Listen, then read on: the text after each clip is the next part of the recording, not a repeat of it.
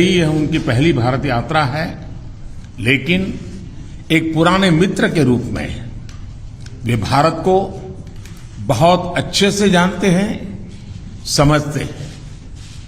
पिछले कई वर्षों से भारत और यूके के संबंधों को मजबूत करने में प्रधानमंत्री जॉनसन की बहुत महत्वपूर्ण भूमिका रही है। इस समय जब भारत अपनी आजादी का अमृत महोत्सव मना रहा है, प्रधानमंत्री बोरिस जॉनसन का यहां आना अपने आप में एक ऐतिहासिक पल है। और कल तो पूरे भारत ने देखा है कि आपने अपनी भारत यात्रा का शुभारंभ साबरमती आश्रम में महात्मा गांधी को श्रद्धा सुमन अर्पित करके किया। फ्रेंड, पिछले साल हमने दोनों देशों के बीच कॉम्प्रिहेंसिव स्ट्रेटेजिक पार्टनरशिप की स्थापना की थी और इस दशक में अपने संबंधों को दिशा देने के लिए हमने एक महत्वाकांक्षी रोड मैप 2030 भी लॉन्च किया था। आज की हमारी बातचीत में हमने इस रोड मैप में हुई प्रगति को रिव्यू भी किया और आगामी समय के लिए कुछ लक्ष्य भी तय किए। फ्री ट्रेड एग्रीमेंट के विषय पर दोनों देशों की टीम्स काम कर रही है। बातचीत में अच्छी प्रगति हो रही है और हमने इस साल के अंत तक एफटीए के समापन की दिशा में पूरा प्रयास करने का निर्णय लिया है।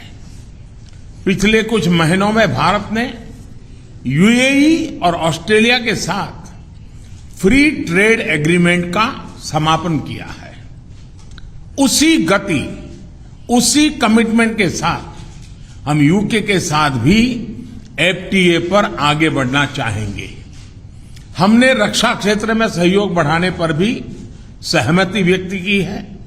रक्षा क्षेत्र में मैन्युफैक्चरिंग, टेक्नोलॉजी, डिजाइन और डेवलपमेंट सभी क्षेत्रों में यूके द्वारा आत्मनिर्भर भारत के समर्थन का हम स्वागत करते हैं। फ्रेंड्स, भारत में चल रहे व्यापक रिफॉर्म्स हमारे इंफ्रास्ट्रक्चर मॉडर्नाइजेशन प्लान और नेशनल इंफ्रास्ट्रक्चर पाइपलाइन के बारे में भी हमने चर्चा की। हम यूके की कंपनियों द्वारा भारत में बढ़ते निवेश का स्वागत करते हैं और इसका एक उत्तम उदाहरण हमें कल गुजरात में हालोल में देखने को मिला। यूके में रहने वाले 1.6 मिलियन भारतीय मूल के लोग समाज और अर्थव्यवस्था के हर क्षेत्र में सकारात्मक योगदान कर रहे हैं। हमें उनकी उपलब्धियों पर गर्व है और इस जीवंत सेतु को हम और मजबूत करना चाहते हैं। इस दिशा में प्रधानमंत्री जॉनसन ने निजी रूप से बहुत योगदान किया है। इसके लिए मैं उनका अभिनंदन करता हूं। फ्रेंड्स, हमने ग्लासगो में आयोजित COP26 में लिए गए संकल्पों को पूर्ण करने के लिए अपनी प्रतिबद्धता जताई। आज हमने अपनी क्लाइमेट और एनर्जी पार्टनरशिप को और अधिक गहन करने का निर्णय लिया। हम यूके को भारत के नेशनल हाइड्रोजन मिशन में शामिल होने के लिए आमंत्रित करते हैं और हमारे बीच स्ट्रेटेजिक टेक डायलॉग की स्थापना का मैं हृदय से स्वागत करता हूं।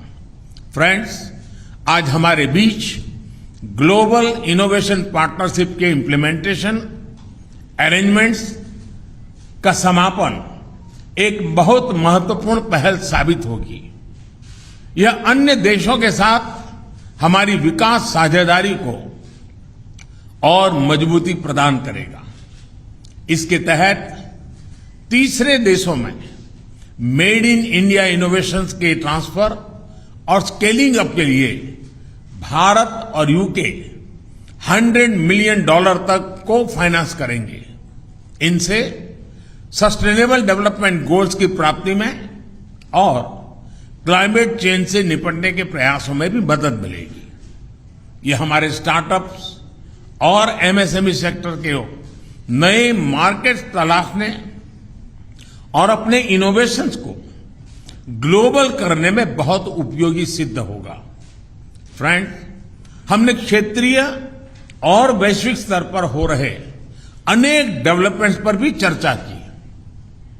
एक free, open, inclusive and rule based order पर आधारित इंडो पैसिफिक क्षेत्र बनाए रखने पर हमने जोर दिया। इंडो पैसिफिक ओशन इनिशिएटिव से जुड़ने के यूके के निर्णय का भारत स्वागत करता है। हमने यूक्रेन में तुरंत युद्ध विराम और समस्या के समाधान के लिए डायलॉग और डिप्लोमेसी पर बल दिया। हमने सभी देशों की क्षेत्रीय अखंडता और संप्रभुता के सम्मान का महत्व भी दोहराया। हमने एक पीसफुल, स्टेबल और सिक्योर अफगानिस्तान और एक इंक्लूसिव और रिप्रेजेंटेटिव गवर्नमेंट के लिए अपना समर्थन दोहराया। यह आवश्यक है कि अफगान भूमि का प्रयोग अन्य देशों में आतंकवाद फैलाने के लिए नहीं होना चाहिए। एक्सेलेंसी, आपने हमेशा भारत और यूके के संबंधों को मजबूत करने के लिए विशेष प्रयास किए हैं। इसके लिए हम आपका अभिनंदन करते हैं। एक बार फिर आपका और आपके प्रतिनिधिमंडल का भारत में हार्दिक स्वागत है। बहुत बहुत धन्यवाद। Thank you, sir. May I now request His Excellency Right Honourable Boris Johnson. Thank you very much. Thank you. Well, my friend Prime Minister Modi, Narendra, my khas dost, I think is the phrase I want in Hindi. We've had a fantastic 2 days here in India. And yesterday I became the first Conservative Prime Minister to visit Gujarat, which is your birthplace, of course, Narendra, but as you've just said, the ancestral home of about half of all the British Indians, and I had an amazing reception, absolutely amazing. I felt a bit like Sachin Tendulkar, and my face was about as ubiquitous everywhere as Amitabh Bachchan. I was everywhere to be seen, and it was fantastic. Now this morning we've had wonderful talks, and I think that they have strengthened our relationship in every way. In challenging times, it is very important that we, the Kasdos, get closer together. And I believe the partnership between Britain and India, one of the oldest democracies, Britain is one of the oldest, I mean Iceland they say is older, but we're one of the oldest, and India, certainly the largest democracy, is one of the defining friendships of our times. And what we're doing is taking forward an ambitious 10-year roadmap for British-Indian relations that we agreed last year. It was great to see you at the G7, but since then the threats of autocratic coercion have grown even further. And it's therefore vital that we deepen our cooperation, including our shared interest in keeping the Indo-Pacific open and free. So today we've agreed a new and expanded defence and security partnership, a decades-long commitment that will not only forge tighter bonds between us, but support your goal, Narendra, of Make in India. The UK is creating an India-specific open general export licence, reducing bureaucracy and slashing delivery times for defence procurement. We've agreed to work together to meet new threats across land, sea, air, space and cyber, including partnering on new fighter jet technology, maritime technologies to detect and respond to threats in the oceans. We're extending our partnership as science superpowers and building on the collaboration between Oxford, AstraZeneca, for instance, and the Serum Institute of India, which vaccinated more than 1 billion people against COVID, including, I'm proud to say, I have the Indian jab in my arms, and a power of good it did me. So many thanks to India. And that has helped India to become what Narendra has called the pharmacy of the world.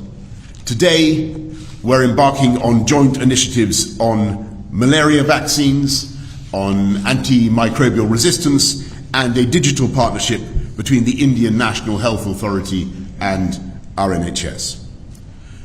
We're also taking big steps together on energy security, helping each other to reduce our dependence on imported hydrocarbons and adopt cheaper, more sustainable, homegrown alternatives. And we have a new offer, a new plan to develop offshore wind from the Celtic Sea to Dhanushkodi. We've got a new UK-India hydrogen science and innovation hub, and we're taking forward the Green Grid solar power initiative that you and I began, Narendra, at COP26 in Glasgow together with 80 other countries. It's an incredible fact that the sun provides enough energy every day to power the world 10,000 times over. You have a lot of solar power here in India. The sun's putting on a fantastic performance today, but we have quite a lot in Britain as well. These partnerships form the superstructure of the living bridge that Narendra describes between our countries. And today, that bridge is humming with goods and services and people and capital, whizzing back and forth, east to west. And sometimes it can be hard to tell whether something is British or Indian or, frankly, Brindian. And on Wednesday, I went to the airport in a Range Rover, Indian-owned but made in Britain. And when I arrived here on Thursday, I visited JCB, British-owned but made in India, exporting 60,000 around the world, by the way, 110 countries. Or take the example of the Norton motorbike, now being revived in Britain by an Indian company. And I'm very pleased that this visit has not only deepened our economic partnership, we've agreed new deals worth £1 billion and created more than 11,000 jobs across the UK in everything from electric buses to the robotic surgery of Smith & Nephew, which I saw yesterday, as well as in artificial intelligence, where India's strengths are remarkable.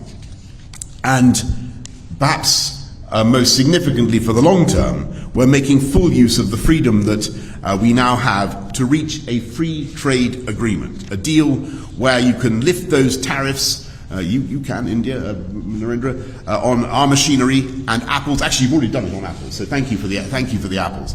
And in turn, we can lift the tariffs on your rice and textiles.